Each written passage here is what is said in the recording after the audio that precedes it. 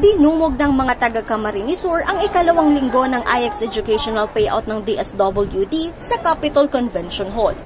Ang Assistance to Individual in Crisis Situation o IX program ng Department of Social Welfare and Development ay naglalayong mabigyan ng tulong pinansyal ang mga individual na nakakaranas ng mga hindi inaasahang krisis tulad ng biglaang pagkamatay ng magulang. Nakapaloob po digdi ang medical assistance, burial assistance, food assistance, at din pong educational assistance, including transportation assistance. Ilan sa kanila, hating gabi pa nagsimulang pumila. Grabe po ang experience, nagligli po kami sa alas 12 yung matanga. Prioridad naman ng iba dahil nabigyan na sila ng returning slip. Day na po ako nagpila, may returning slip po kay kami. 7, nag-igdi na po ako. Ngayon po, parang napadali na lang po yung pag-payout kasi po, priority na po kaming nung last Saturday po pumunta. Hindi naman maiwasang maihambing ng mga benepisyaryo, mas komportable at mabilis ang proseso ngayong linggo kumpara noong unang linggong payout sa Naga City. 7 PM pa lang po noong Friday, doon na po kami, natulog na lang po kami sa kalsada.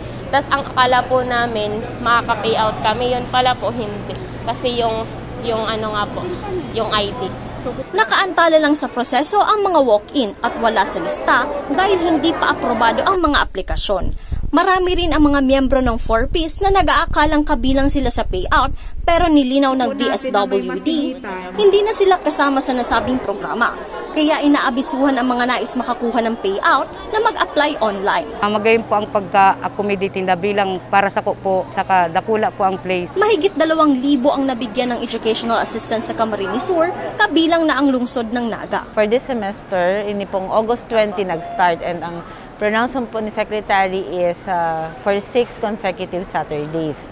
So nag-start kita kang 20, and ini po ang second Saturday kang payout. So may 4 pa po kita. Salamat, dakulang tabag na po, dawa po, 2,000. Masakitong po yan nanapon kasi po saro lang po akong paratinda. Halos 6,000 na ang nabigyan ng nasabing asistensya sa Bicol. Marge Serico, CSN.